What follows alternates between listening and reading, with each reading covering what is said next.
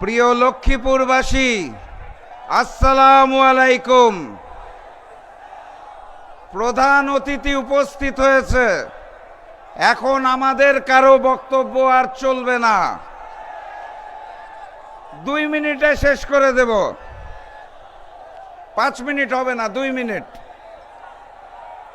আমি লক্ষ্মীপুরে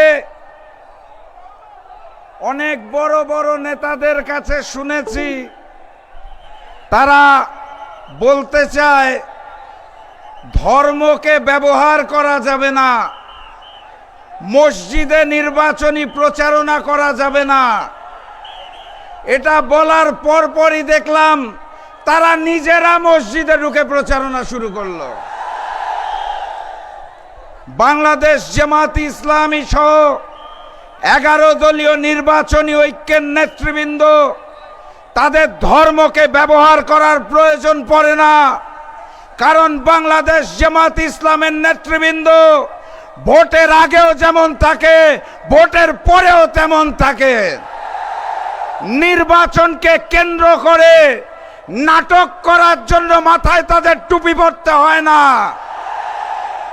নির্বাচনে ক্ষমতায় যাওয়ার জন্য রাস্তার মধ্যে হঠাৎ নামাজে দাঁড়িয়ে ফটো সেশন করতে হয় না। বাংলাদেশ জামাতে ইসলামের নেতৃবৃন্দ সারা বছর একই রকম থাকে।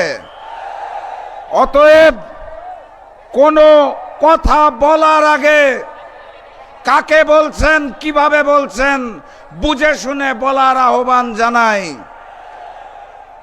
আর এই মঞ্চ থেকে আমার বিজ্ঞ সঞ্চালক ভাই বারবার বলছেন এই মুহূর্তের সবচেয়ে আলোচিত জোট। আমি বলতে চাই এই মুহূর্তে একটাই জোট আছে, একটাই ঐক্য আছে, তার নাম হচ্ছে ঐক্যবদ্ধ বাংলাদেশ। আমার এখানে সাংবাদিক ভাইরা বারবার লেখে বিএনপি জোট। বিএনপির কোনো জোট নাই। বিএনপির সাথে 3-4 জন বামপন্থী নেতা আছে, বাকিদের তারা 20 টাকার ফর্ম বেচে জোর করে তাদের দল বিলুপ্ত করে বিএনপিতে যোগদান করিয়েছেন। এরকম মানুষ বোধহয় এই জেলাতেও আছে, শুনতে পেয়েছি। তো অতএব নির্বাচনী ঐক্য একটাই, ডাক্তার শফিকুর রহমানের নেতৃত্বে ঐক্যবদ্ধ বাংলাদেশ। এই জেলায় আসন সংখ্যা কয়টা? একটাতে শাপলাকলি, বাকি 3টায়। আগামী দিনের প্রধানমন্ত্রী ডাক্তার শফিকুর রহমানকে এই 4টা আসনই উপহার দিতে হবে।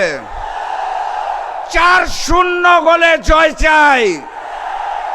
তার আগে আরেকটা ভোট আছে, গণভোট।